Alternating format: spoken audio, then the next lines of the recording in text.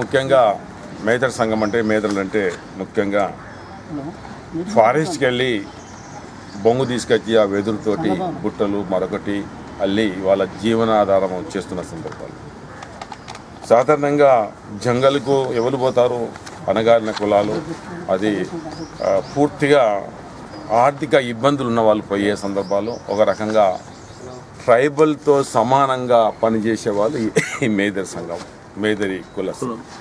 వారికి నా ప్రాంతంలో సాధారణంగా మేదర్ వాళ్ళు ఏ కర్ర తెచ్చుకున్నా, ఏ బొంగు తెచ్చుకున్నా, ఏ బుట్టలినా, ఏ ఇసుకర్రలినా, ఏ సాటలినా, ఏ గంపలినా మరి అధికారులతో ఇబ్బంది లేకుండా ఎప్పటికప్పుడు నేను మాట్లాడుతున్నా, దృష్టికి తీసుకొస్తున్న సందర్భంలో నేను తిరుగుతున్నప్పుడు అంటే అప్పటికప్పుడే అధికారులు చెప్పి వాళ్ళు దాని మీదనే జీవనాధారం చేస్తున్నారు. కాబట్టి వాళ్ళకి ఎలాంటి ఇబ్బంది పెట్టద్దని నేను ఫారెస్ట్ అధికారులు చెప్పుకుంటూ ఎప్పటికప్పుడు నేను అవసరం పడితే నాకు మహిళా తల్లు కూడా నాకు ఫోన్ చేస్తే నేను స్పందించి వారికి ఏ ఇబ్బంది లేకుండా చేస్తున్న సందర్భాలు. ఇంకేమైనా ఇబ్బంది ఉంటే కూడా నా దృష్టి తీసుకున్న ఖచ్చితంగా ఈ ప్రభుత్వ హయాంలో మేము ఇక్కడ శాసనసభలో ఉన్న సందర్భంలో ఈ మేదర్ వాళ్ళకు చేసుకునే కుల వృత్తికి 80% ఇబ్బంది ఉండదనే సంగతి కూడా ఈ సందర్భంలో చెప్పడం జరుగుతుంది.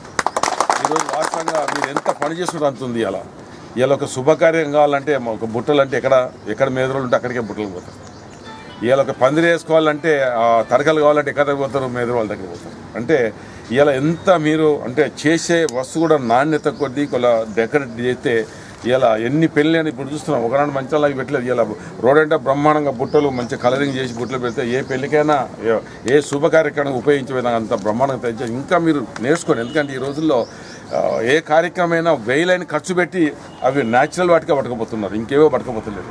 ఎంత పని చేస్తే అంత అవకాశం ఉంది. ఇలా ఎంత సెంటరింగ్ అవసరం ఉంటే అంత సెంటరింగ్ చేసే అవకాశం ఉంది. ఎన్ని బొంగులు ఎంత మనం చేసే బంగ్లాల గట్టగాడ మేస్త్రులకు అవసరం పడే ఆ రకంగా.